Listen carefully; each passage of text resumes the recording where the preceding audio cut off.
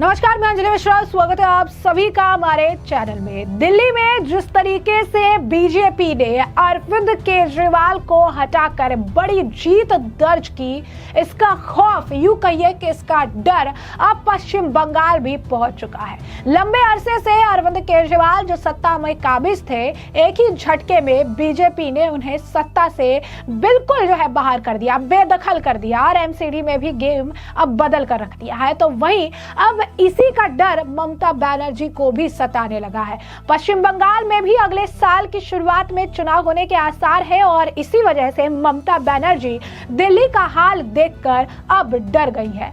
चुनाव को लेकर अभी से ही वो काफी ज्यादा उनके अंदर, अगर आप कहेंगे कि सवाल उमड़ रहे हैं और यही कारण है कि उन्होंने चुनाव जो अभी काफी वक्त है उससे पहले ही चुनाव आयोग के ऊपर ही सवाल खड़े करने शुरू कर दिए हैं। तरह तरह के आरोप लगाने, फर्जी वोटर और तमाम चीजें कहना उन्होंने शुरू कर दिया है, जिससे यह साफ नजर आ रहा है कि दिल्ली की हार का असर ममता बनर्जी के ऊपर काफी हद तक हुआ है। क्या कुछ कह रही है ममता बनर्जी, आइए विस्तार से जानते हैं। पश्चिम बंगाल की मुख्यमंत्री ममता बनर्जी ने बीजेपी पर चुनाव आयोग की मदद से फर्जी वोटरों को मतदाता सूची से जोड़ने का गंभीर आरोप लगाया। उन्होंने ये भी कहा है कि अगर इसे तुरंत नहीं सुधारा गया तो वो चुनाव आयोग के दफ्तर के बाहर अनिश्चितकालीन धरने पर बैठ जाएंगी। ऐसे में लगता है कि दिल्ली विधानसभा चुनाव में अरविंद केजरीवाल और उनकी आम आदमी पार्टी की करारी हार के बाद अब ममता बनर्जी को भी चुनाव का डर सताने लगा है, क्योंकि उन्होंने न सिर्फ अभी से ही चुनावी धांधली का डर दिखाना शुरू कर दिया, बल्कि भाजपा ही नहीं, चुनाव आयोग तक भी उस पर भी वो निशाना साध रही हैं। बंगाल में अगले साल चुनाव है और ममता को अभी से चुनाव में धांधली का डर सता रहा है। उन्होंने अपनी पार्टी टीएमसी के एक सम्मेलन में यह आरोप लगाया, उन्होंने बीजेपी पर आरोप लगाया कि दिल्ली और महाराष्ट्र चुनाव में उसने हरियाणा और गुजरात से फर्जी मतदाताओं को जोड़कर चुनाव को प्रभावित किया। वहीं रणनीति अब बंगाल में भी अपनाई जा रही है। उन्होंने चुनाव आयोग की निष्पक्षता पर भी सवाल उठाते हुए कहा कि बीजेपी उसे प्रभावित कर रही है। ममता बनर्जी ने मुख्य चुनाव आयुक्त ज्ञानेश कुमार की नियुक्ति पर भी सवाल खड़े कर दिए। उन्होंने आरोप लगाया कि बीजेपी चुनाव आयोग पर दबाव डालकर वोटर लिस्ट में हेरफेर कर रही है। उनका दावा है कि बीजेपी चुनाव आयोग की मदद से फर्जी वोटरों को जोड़कर बंगाल का चुनाव जीतने की कोशिश कर रही है, लेकिन हम इसे सफल नहीं होने देंगे। ममता बनर्जी ने 2006 में किए गए अपने 26 दिनों के भूख हड़ताल की याद दिलाते हुए कहा कि अगर जरूरत पड़ी तो हम चुनाव आयोग के दफ्तर के बाहर अनिश्चितकालीन धरना देंगे। हम तब तक नहीं हटेंगे जब तक कि फर्जी वोटरों को मतदाता सूची से नहीं हटाया जाता। ममता बनर्जी ने आरोप लगाया कि बीजेपी बंगाल के विभिन्न जिलों में फर्जी मतदाताओं को जोड़ने का प्रयास कर रही है। उन्होंने कहा कि दिल्ली और महाराष्ट्र में बीजेपी ने हरियाणा और गुजरात के फर्जी वोटरों के सहारे चुनाव जीता। अब वही रणनीति बंगाल में भी अपनाई जा रही है, लेकिन हम ऐसा होने नहीं देंगे। पश्चिम बंगाल के 2026 की शुरुआत में विधानसभा चुनाव हो सकते हैं और इसकी सरगर्मी अभी से बढ़ती जा रही है। सत्ताधारी तृणमूल कांग्रेस और विपक्षी बीजेपी के बीच घमासान शुरू हो गया। अब ममता बनर्जी ने जिस तरीके के आरोप लगाए हैं, इसे लेकर बीजेपी की तरफ से भी प्रतिक्रिया देखने के लिए मिली। बीजेपी के नेता शुभेंदु अधिकारी ने भी ममता बनर्जी के इस बयान को लेकर प्रतिक्रिया दी और उन्होंने भी बकायदा इसे लेकर पोस्ट किया और बताया कि कैसे ममता बनर्जी बयान वो दे रही है, इस तरीके के आरोप लगा रही हैं, चुनाव को देखकर वो डरती नजर आ रही हैं। इसे लेकर उन्होंने कहा कि नेताजी इंदौर स्टेडियम में कल तृणमूल कांग्रेस कार्यकर्ताओं की बैठक को संबोधित करते हुए पश्चिम बंगाल के मुख्यमंत्री ममता बनर्जी ने मुख्य चुनाव आयुक्त के रूप में ज्ञानेश कुमार की नियुक्ति पर ही सवाल उठाते हुए कई तरह के आरोप लगा दिए हैं। उन्होंने संवैधानिक निकाय को प्रभावित करने की कोशिश कर रही है, भाजपा के लोगों की नियुक्ति करके ऐसे भी आरोप वो लगा रही हैं। उन्होंने ये भी आरोप लगाया कि भाजपा पार्टी ईसीआई की मिलीभगत से दिल्ली और महाराष्ट्र विधानसभा चुनाव में जीत हासिल करने के लिए मतदाता सूची को कमजोर करने जैसी जोड़ तोड़ वाली राजनीति का हिस्सा भी है। आज मैंने भारत के माननीय मुख्य चुनाव आयुक्त ममता बनर्जी द्वारा निराधार आरोप लगाकर भारत के चुनाव आयोग की छवि को धूमिल करने के लिए स्पष्ट प्रयास के बारे में पत्र लिखा है, यानी ममता बनर्जी को लेकर उन्होंने लिखा है पत्र, क्योंकि ये इस तरीके के बेसलेस एलिगेशन जो है उनके ऊपर लगा रही है, जो उनकी छवि को खराब करता हुआ नजर आ रहा है। वह इस मामले को लेकर सुकांत मजूमदार का भी बयान है। सुकांत मजूमदार ने कहा कि ममता बनर्जी के अंदर डर का संचार हो चुका है। ममता बनर्जी अब डर चुकी हैं। वो जो हिंदू एक साथ आ रही है उनके खिलाफ, उससे ममता बनर्जी जो है काफी ज्यादा इस वक्त डरी हुई है। 2026 के चुनाव को लेकर डू और डाई सिचुएशन है हिंदूज के बीच में बंगाल को लेकर, और अब इस बार ममता बनर्जी को अगर उन्होंने नहीं हटाया तो बंगाल के अंदर बांग्लादेश जैसे वाले जो है हालात हो जाएंगे। अमित मालविया ने भी इसे लेकर बाकायदा पोस्ट किया है। उन्होंने भी इसे लेकर जो है पोस्ट करते हुए लिखा है कि अरविंद केजरीवाल ने भी इसी तरीके से दिल्ली में अपने कैंपेन की शुरुआत की थी।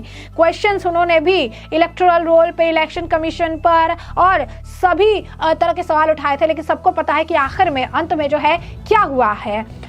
जितने भी डिक्टेटर होते हैं उनको अपने पावर छूट जाने से बहुत ज्यादा डर लगता है, और ऐसा ही हाल ममता बनर्जी का भी होता नजर आ रहा है। ममता बनर्जी भी इसी वजह से जो है छटपटा रही हैं, पावर हाथ से ना चला जाए इससे वजह से वो डरी हुई हैं, सहमी हुई हैं। उसके बाद उन्होंने कहते हैं कि किस तरीके से संदेश खली के बाद आरजी कल का मामला सामने आया। महिलाओं पर जो कभी अत्याचार खत्म ही नहीं हो रहे, बंगाल में व्यवस्था की विफलता देखने के लिए मिल रही है, तुष्टीकरण की राजनीति देखने के लिए मिल रही है, दहशत देखने के लिए मिल रही है, शिक्षा की जो बुनियादी ढांचा है वो पूरी तरीके से उन्होंने खराब कर दिया है, तमाम तरीके के घोटाले देखने के लिए मिल रहे हैं, नौकरी के लिए पैसे के घोटाले तक आ रहे हैं। पूरी तरीके से बंगाल जो है व्यवस्था विहीन हो चुका है, और 2026 में ममता बनर्जी की प्रतिगामी राजनीति का भी अंत हो जाएगा। वह इस मामले को लेकर लगातार जो है नेताओं के बयान भी सामने आ रहे हैं। इस मामले पर बीजेपी के नेता प्रवीण खंडेलवाल क्या कुछ कह रहे हैं, सुनिए।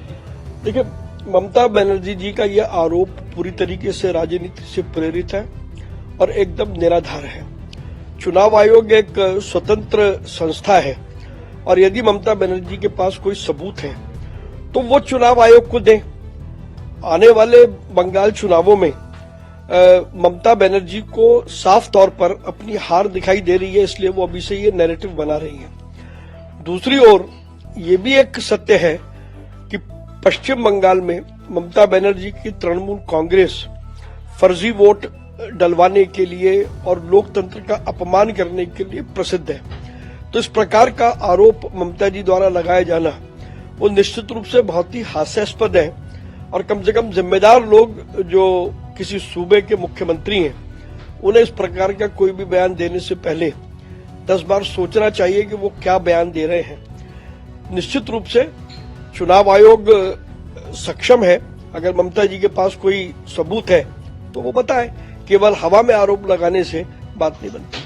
जैसा कि आपने प्रवीण खंडेलवाल को सुना, उन्होंने कहा कि ममता बनर्जी डरी हुई हैं और इसी डर के बारे जो है इस तरीके के आरोप उनके द्वारा लगाए जा रहे हैं। ये वो नहीं, इनका डर बोलता हुआ नजर आ रहा है। इस मामले को लेकर भगवत आपको बता दें किशन राव खराद बीजेपी के नेता हैं, उनका भी क्या बयान है, सुनिए। ममता बनर्जी यह एक राजकीय बड़े नेता है, और उन्होंने जो आरोप किया है वो आरोप है, क्योंकि भारत रत्न डॉक्टर बाबा साहेब आम्बेडकर की संविधान है जिसमें हर एक वोटर को वोट देने का अधिकार है, और जैसा वोटर का एज यानी 18 से ज्यादा होता है तो उसका रजिस्ट्रेशन यानी वोटर लिस्ट में रजिस्ट्रेशन होना जरूरी है। वैसा अगर हो रहा है तो उसमें कुछ दिक्कत नहीं है, लेकिन ये ममता बनर्जी का आरोप है और ये आरोप से मैं खंडन करता हूं। ऐसी चीज कोई नहीं हो रही है, और निवडणूक आयोग एक इंडिपेंडेंट है, उसके माध्यम से भी जो कुछ एज पर द रूल्स है, भारत का संविधान के हिसाब से काम चल रहा है, तो इसका आरोप का कुछ तथ्य नहीं है। जैसा कि आपने उनको सुना, तो वहीं आपको बता दें कि कांग्रेस भी इस बात को मान रही है, क्योंकि कांग्रेस का हाल भी आपने देखा कि दिल्ली चुनाव में क्या रहा। तो कांग्रेस के नेता भी ये कह रहे हैं कि ममता बनर्जी अगर सही टाइम पे इन फर्जी वोटरों का पता लगा ले या चीजें कर ले तो अपनी सत्ता वो बंगाल में बचा पाएंगी, नहीं तो हरियाणा, दिल्ली और महाराष्ट्र की तरह ही बंगाल में भी तृणमूल कांग्रेस का हाल हो जाएगा। और ये बयान कांग्रेस के नेता उदित राज दे रहे हैं। क्या कुछ और कहना है उनका, सुनिए। समय रहते अगर उन्होंने ऐसा सावधानी बरत लिया तो ठीक है, वरना तो महाराष्ट्र और हरियाणा जैसे ही उनका भी हसर होगा।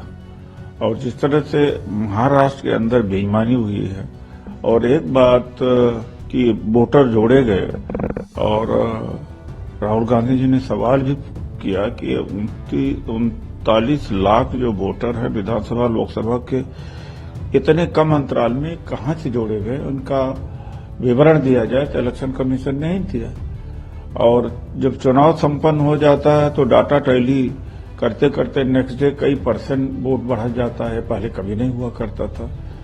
तो सावधानी बरतने की जरूरत है, अगर वो करती हैं तो बहुत अच्छी बात है। पता क्यों नहीं हो जाता, जो बीएलओ होता है वो मिलकर के नीचे देख लेता है कि अगर ये भाजपा विरोधी है तो उनके नाम उड़ा देते हैं, उनको पता भी नहीं रहता, और एप्लीकेशन कोई और डाल देता है। तो तमाम तरह के हैं, अधिकारी अपने स्तर भी कर लेते हैं और लोगों से ऑब्जेक्शन भी रेज करा देते हैं, फर्जी एप्लीकेशन भी डाल देते हैं, बाहर के लोगों को कर देते हैं। बहुत सारे तरीके हैं ऐड करने का, डिलीट करने का, बहुत मुश्किल नहीं है। क्योंकि आरएसएस जिस तरह जमीन पर काम करता है वो तो उनको और कोई काम तो है ही नहीं, न उनका पारिवारिक कोई काम है और न निजी कोई ऐसा है। वो पूरे देश में रह करके यही षड्यंत्र करते रहते हो। जैसा कि आपने सुना कि डर जो है विपक्ष के अंदर लगातार देखने को मिल रहा है, खासकर 2026 में होने वाले बंगाल के विधानसभा चुनाव को देखते हुए ममता बनर्जी अभी से ही डर और दहशत में जी रही हैं। जिस तरीके से दिल्ली में स्थिति देखने के लिए मिली, अब ऐसा होने लगता है कि कहीं पश्चिम बंगाल में ना हो जाए और पश्चिम बंगाल से उनके हाथ से सत्ता ना निकल जाए। तो ऐसे में हमने आपको जो पूरा मामला है विस्तार से बताया है, नेताओं के बयान भी आपने सुने हैं, और ऐसे में अब इस पूरे मामले पर आपकी भी जो राय हो हमें कॉमेंट सेक्शन में कॉमेंट करके जरूर से जरूर साझा करिएगा। धन्यवाद।